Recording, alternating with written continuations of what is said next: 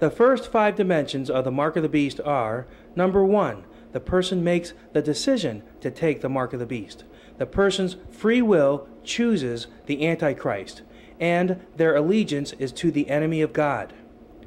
Number 2, the metamorphosis of the individual. The mark is physically in their right hand or in their forehead.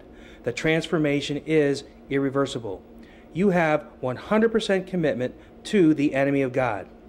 Number 3, cellular infection with Satan's DNA begins. Number 4, cellular infection with Satan's DNA is complete. Number 5, the 5th dimension is you lose your free will. Satan controls your spirit and your will. You cannot choose Jesus as your Lord and Savior. With all these seals, trumpets, and bowls, you would think people on earth would say, God, I'm sorry, please let me in. I made a mistake. It's actually unnatural, their resistance to God. You understand? What do? They start yelling at God. They start cursing Him. Why are you doing this to us? It's unnatural. It's actually unnatural. I'm telling you, they have taken the mark of the beast, and they no longer have free will. They're saying something that what Antichrist would say, that Satan would say. It's unnatural the way they reject God even after all these punishments. Are you following me on this? Mm-hmm. Right? Okay. It's unnatural. And I'm telling you, there's a message encoded in this chip. These people are slaves of Satan. They are his seed. They are his biological seed. Okay. That's the control of the 5th dimension. What does the HIV virus want to do? It wants to make as many HIV viruses as possible. That's its goal. What is Satan's goal? To make as many followers of Satan, as many sons and daughters of Satan as possible. That's his goal. Satan wants to make as many mini Satans as possible. The perfect virus has a 100% success rate. Okay? HIV, everybody it infects, it infects. Now they may live a while, and now with certain drugs they can live a little longer, but you can't get the HIV virus out of them. Okay, but that's just a baby.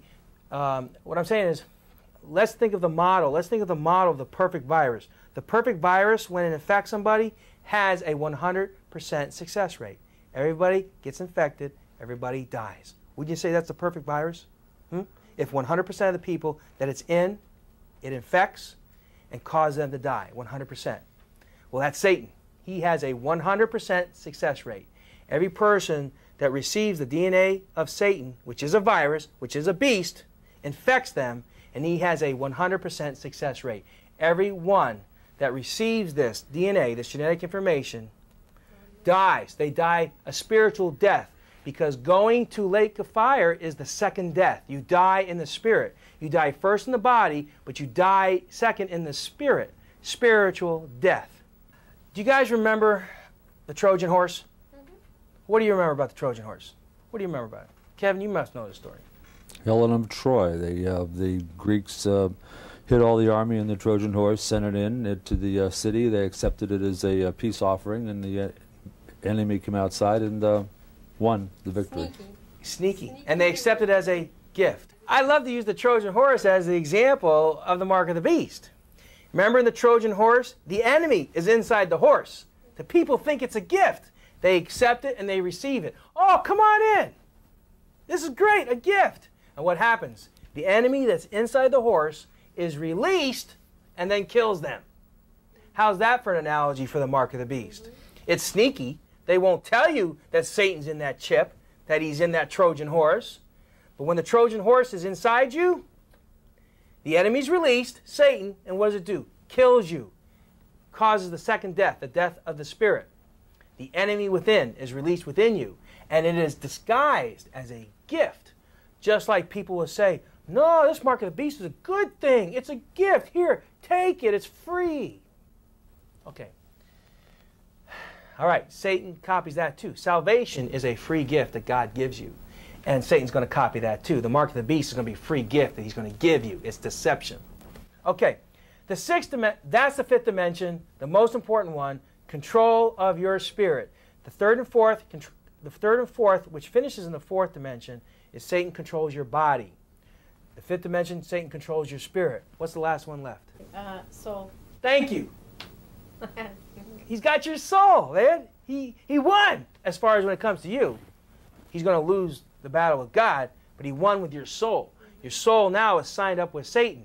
You are his child. You are his seed.